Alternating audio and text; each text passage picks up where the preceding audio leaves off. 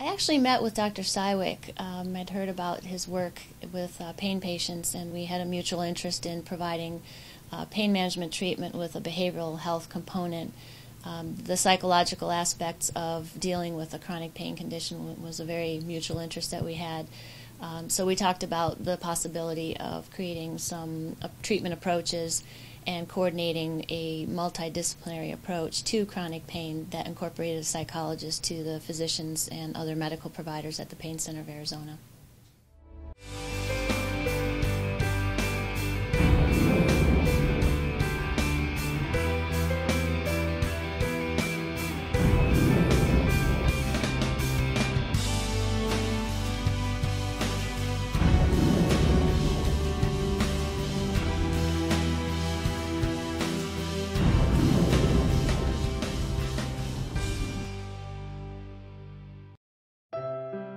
My name is Billy Thude, and in 1989 I was lifting a bunch of litigation boxes too high on a file cabinet, and I ruptured 2 discs in my back, and they exploded into my sciatic nerves, and I had a laminectomy in 1990, and since then I've had fusions from L3 through S1. And since that day, I've had what they call degenerative disc disease, and I've been in pain ever since. I started getting really depressed, and as part of my depression, I would not take my medication. And I found myself withdrawing more, and to the point that I was constantly crying and just wanted to crawl into a hole.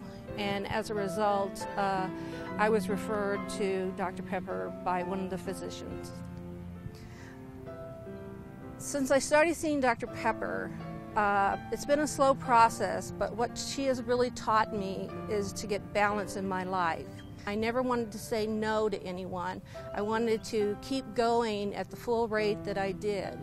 It's okay to say no. People aren't going to hate me for it if I have to say, no, I can't do that right now, or no, I don't feel like going to that soccer game, and it's going to be okay. They're going to understand.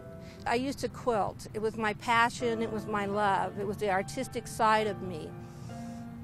But I had given it up because of the fact that I could not sit for long periods of time, and I couldn't put everything together. And I just didn't have the strength in my back, and I would hurt so bad that I wouldn't be able to sleep, I wouldn't be able to function. And so what I did with that was I learned to give up the quilting part, which anybody can do, but the artistic part is the top part, where you pick out the colors and the patterns, and you put it all together and you make your quilt. It's like a giant picture. It was okay for me to release the complete project and concentrate on the picture.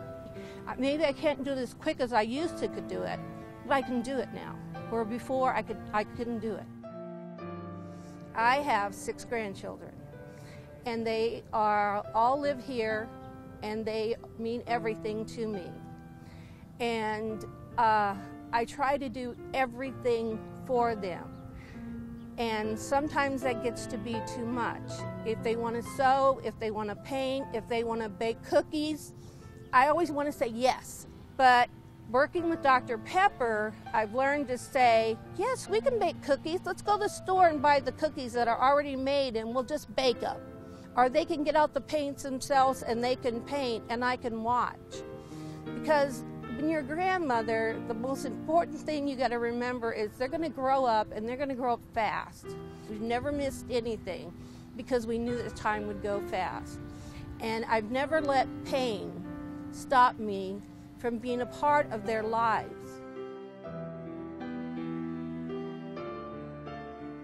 The health psychologist is a little bit different than a traditional psychologist. Sometimes patients come to me thinking, oh my gosh, you're going to analyze me.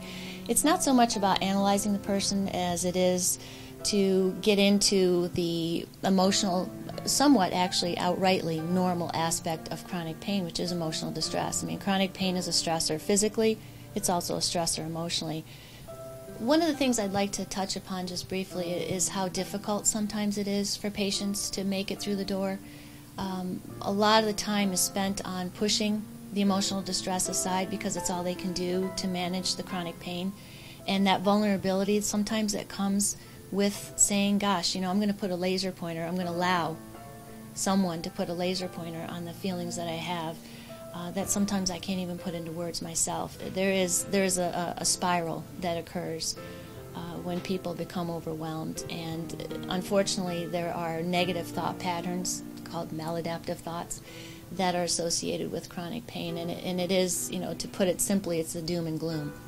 It's not something they necessarily have a choice over or that they're doing on purpose, but as your pain goes up, your negative thinking will go up as well. For example, if someone wakes up in pain in the morning, they'll feel more a sense of, oh my gosh, my day is ruined.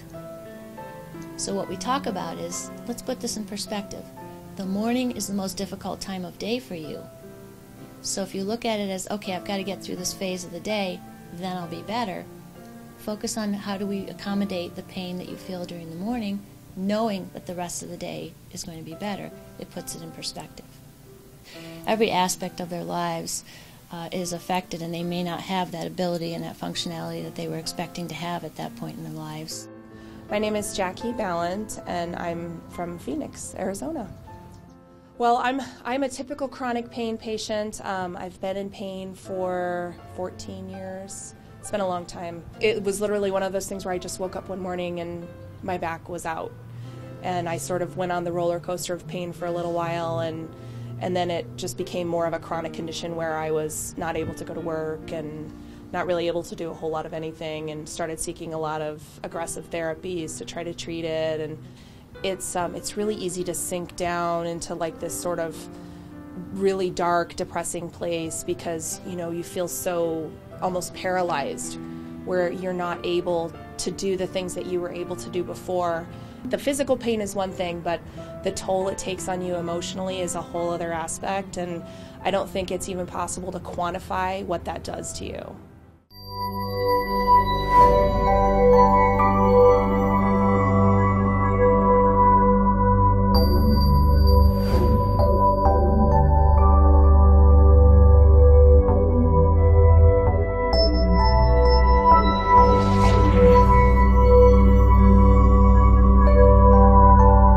Experience the Pain Center of Arizona and get back into life. Call 1-888-PAIN-CENTER.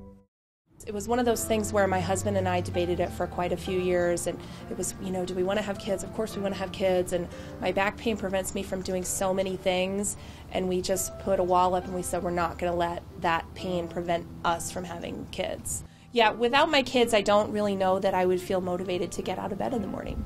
They help keep me in a place where I want to get out of bed, and I want to do things with them, and I want to help, make them better people. And they're boys, and they're busy, busy boys. So I find that the more busy I can keep them, the less stressful it is for me, because when they're bored, they're destructive. So, but they go in the backyard and they just run, and I sort of set up an obstacle course in the backyard. We have cones, and, we have a play structure, so I'll say, okay, run to the orange tree, run to the other orange tree, okay, run up the stairs and go down the slide and go and do a handstand on the monkey bars or something like that, and they make the best of it. Dr. Pepper has helped me sort of get this internal check valve where I say, okay, before I commit to something, I need to check and see where my pain level is now, and then sort of judge what's going to happen if I agree to do this extra activity. And there have been times now where I will say no. And for me, it's hard, but it's something that I have to do for myself, because without that sort of self-empowering technique that Dr. Pepper has taught me, I wouldn't be able to do it. I would just say yes, and I would go do it, and I would just sort of go on autopilot, and then I would pay for it really badly. One of the moments where I can say I really used some of the tools that Dr. Pepper has given me was I was at a shopping mall with my bestie, and we were having a great girls' day shopping for our kids, which is our great enjoyment in life. And, we were at a store, And she was like, oh, should we go to this other store? And I'm mentally processing in my head, well, if we walk to that other store, it's around the corner and down the hall. And I'm thinking, I don't think I can do that. I just don't think I can do that, because I know where my pain is now, and if I do that, it's going to be worse. I mean, I was just sort of making this mental inventory of, okay, I don't have this, my pain is this, so I need to check myself, and I'm going to say no. And we went together, so that also meant that she didn't get to go. And I was like, I'm really sorry. And she's my best friend, so she knows. She's been with me on this journey as well. I've known her since I started with my pain. So my oldest son, Porter, is 5 years old, and he's my little rock. I mean, he's so young, and yet he can understand so much about what I'm going through. And he will say, Mommy, don't bend. Don't bend. Mom, I see you bending. Don't bend to pick that up. I will pick up the toys. And we even sort of invented this fairy, the pickup fairy. And Porter will make sure that all of his toys are picked up so the pickup fairy doesn't come. And he does such an amazing job of trying to make sure that Mommy doesn't have to make her pain worse. And he really helps accommodate me in ways that I could never have imagined somebody this young doing. Dr. Pepper has given me some tools that help me be a better mom, because she helps me not be so hard on myself. Every week when I go in, I'm like, oh, my children this, and my kid had strep throat this weekend and the stress, and she's like, but you learn how to deal with it effectively, and you use the tools that you know. And I mean, she gives me little Post-it notes at the end of our sessions, and I have them, in my wallet, so that I will constantly be reminded of the little things that she's given me, little tidbits, little pearls of wisdom. Having a psychologist who specializes in people with chronic pain issues is the most advantageous thing that I have found in the treatment for my pain in 12 years. It's a matter of finding that way and being persistent. The two of us. I never look at it as, I've got the secrets and the answers and you're going to get them at some point. It's more the two of us standing shoulder to shoulder and really coming at this chronic pain condition and knowing that it's a process. I always tell people it's a process. But sometimes it may take 1 or 2 sessions, and it's not about the person as much as that when it clicks, when they get that moment of I got it. That just makes them that much more resilient or that much stronger. It's victory or success is when a patient is able to reach the highest quality of life that they can achieve that actually genuinely means something. I mean, for someone to tell you, wow, you're doing great, and you don't feel it inside, that really doesn't mean much. So for me to look, to sit across from somebody and look them in the eyes and know their quality of life and their level of satisfaction within themselves and within their world has improved, that's something.